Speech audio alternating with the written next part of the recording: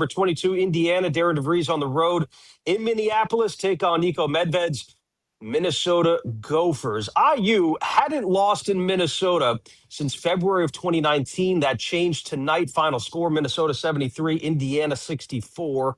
Hoosiers led by 8 in this game, under 5 to play. Golden Gophers stormed back down the stretch. First lost under DeVries at Indiana. Goodman, what are your takeaways from the Hoosiers' first loss of the season? That if Tucker DeVries doesn't have a really good game, I don't know if the supporting cast is good enough right now. He struggled shooting the ball, and some of their other guys, Connor Emright, didn't give him enough. Reed Bailey didn't give him enough, and they're outmatched up front. Like, that's my biggest question. That's been my biggest question going into the year is, Reed Bailey and Sam Alexis as your bigs, are they good enough? Are they good enough to control the glass?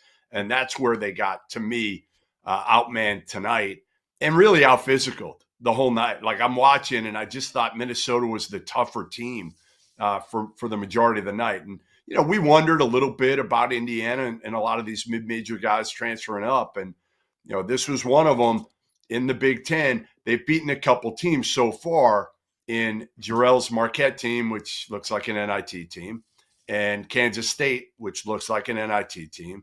If that, maybe 2 CBI teams, I don't know.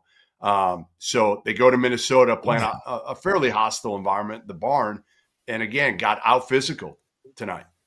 Plain and simple. Jarrell, thoughts? Yeah, I'm still thinking about that CBI comment. I'm sorry. I had a couple mental images come up once he said that. No, I think he hit it on the head with everything, and obviously Coach DeVries has done a great job. I feel like in building this roster, these guys got more. Obviously, they have continuity now. They got guys that can shoot the ball. They got guys that can stretch the floor. They got good guys, good basketball IQ guys as well, too. So they get to their stuff. They run good stuff. They'll score points. But I think, the end-all be-all is going to be whether they're able to guard people. And Jeff hit it on the head. They got out-rebounded 40-25 tonight. And to be honest with you, Jeff said a mouthful about Indiana and kind of what they need to do, and he was spot on with everything. But obviously a bit of a hat tip. They had a very what's the word I want to use? A polite court storming today at the Barn. So that's right. Hats off to Nico Medved. I really enjoy him. Obviously, he showed what he could do as a coach. At Colorado State and things like that. But just man, the way how hard his teams play, how physical they are. It's just always really impressive. You can see those fingerprints on that program all day already kind of turning over. And this is going to be the basement for him. So he's going to get an opportunity just to continue to build this thing up and get the resources or whatever else that he needs. And shout out to Langston Reynolds was great.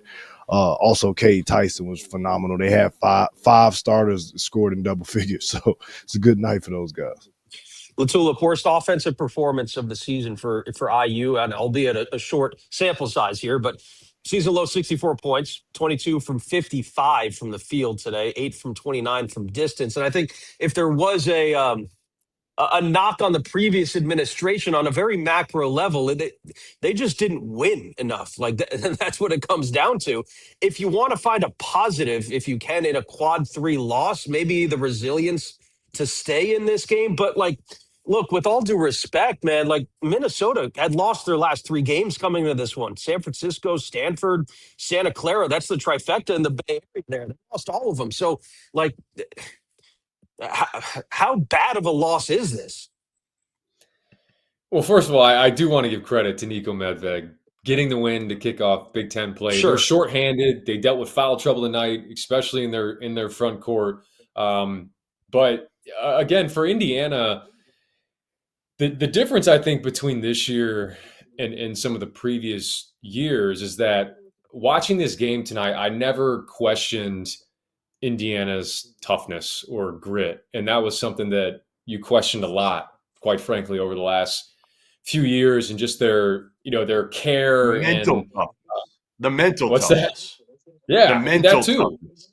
Yeah. Right. And look, I think the glass for sure tonight was an issue. You mentioned the front court. Like, that front court is going to be, and I'm not comparing Indiana and Louisville, but it's a similar conversation where it's, that front court can get pushed around a little bit, especially on the glass. Where it really showed up to me tonight defensively was Minnesota and Nico Medved. They're going to run a ton of off-ball actions, and they're going to run a ton for Cade Tyson. They're going to run a ton for Durkin.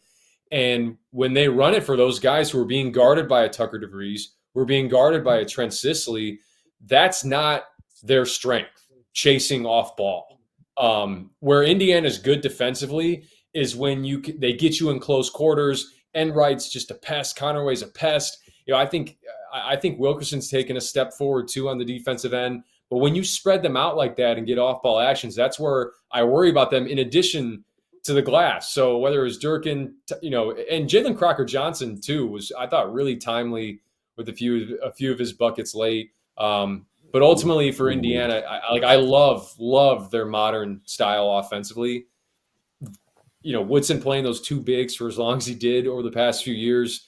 But then against the real players in this league, how does that front court hold up? That's really the ultimate question. I think their floor is high enough in the Big Ten to, be an NCAA tournament team, to be probably a top 8 finish in the league, because they play so hard, and I think they play really connected. But again, matchup night to night in this league, there's going to be some that aren't great for them.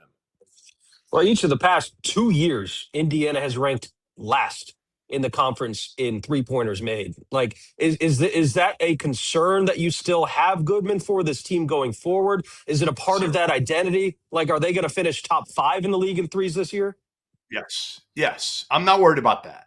They're going to shoot. Lamar Wilkerson and Tucker DeVries are going to be able to shoot, and Reed Bailey can step out and shoot some. So they're going to move the ball. They're going to make shots.